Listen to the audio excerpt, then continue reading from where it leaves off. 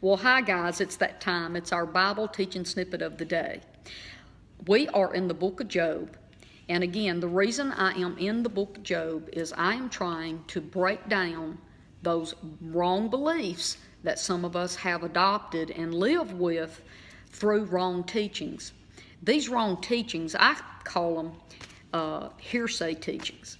What it is that someone will pick up on what has been taught to them, and they'll just repeat that, and they haven't investigated it or studied it out themselves.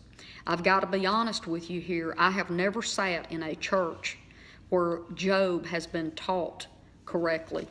There's so many misteachings on that. And did you know when we put wrong teaching into our lives, boy, we get the wrong result. We have the wrong opinion of God, and then even worse, because we're confused, we repeat wrong things to other people, and sometimes innocent people get hurt through wrong beliefs and wrong teachings. Did you know the first thing I taught was God gives and God takes away?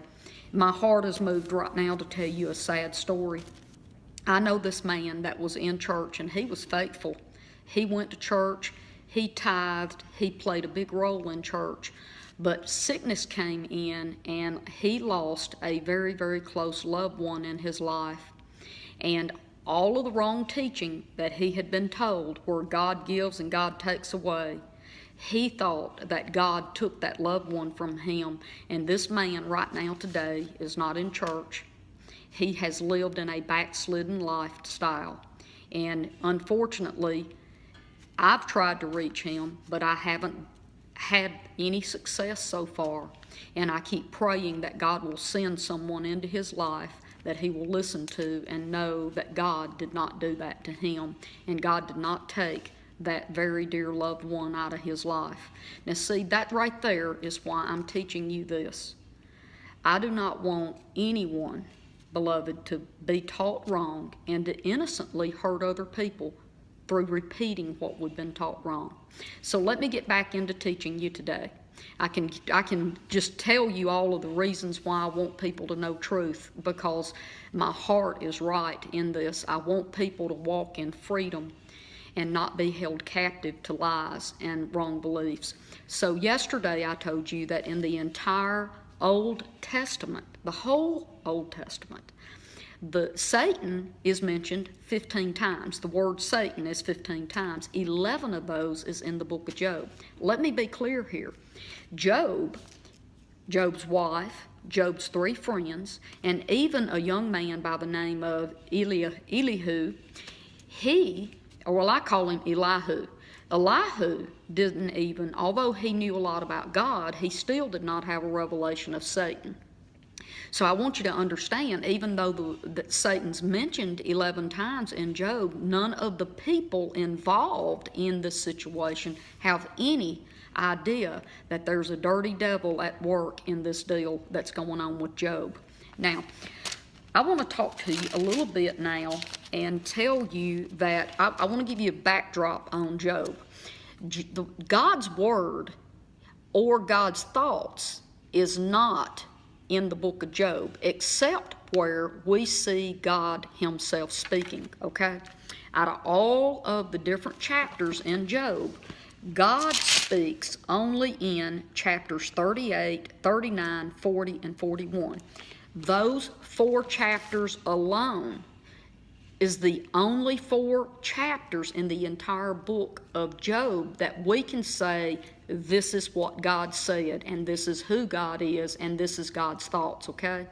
Now, there's a young man that I just mentioned. His name is Elihu, and he appears in chapter, I believe, 32. He comes onto the scene. And Elihu speaks in first person.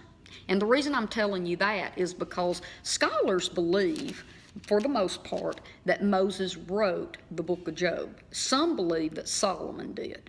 Quite honestly, I believe that Elihu wrote the original book of Job, and that possibly Moses rewrote it out or had a copy of it or whatever, and he carried it forward. And let me tell you why I'm saying that. If you look over in verses in chapter 32, Elihu starts speaking in first person. Everybody else is being recorded, and it says, and Job said, and then Job's wife, and then Job's friends, his 3 friends, which you don't want those friends, by the way. I'm going to talk some about that later. But Job's 3 friends, it's all recorded in third person. In chapter 32, this prophet named Elihu shows up, and he starts talking in first person, and he says, I have sit and listened to all of this, and now I am going to speak, and I'm going to represent God. In fact, in Job 33, verses 6 and 7, read this. He says, truly I am your spokesperson before God, speaking to Job. He says, you don't need to fear me because my hand will not be heavy upon you. Now, he's telling him that he's representing God, but he's there because Job has asked for representation to be heard in God's courtroom.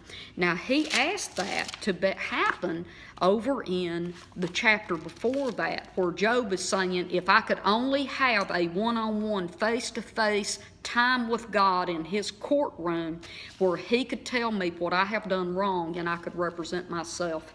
So Elihu shows up and says, I'm the guy that God has sent to represent him, and I am an answer to what you've asked for, and so don't be scared of me. Anyway, I'm going to leave it right here today, and I'm going to pick up tomorrow, and I'm going to talk to you a little bit about Job's 3 friends and how wrong they are in the things that they had to say to Job. And I'll see you tomorrow right here on Facebook.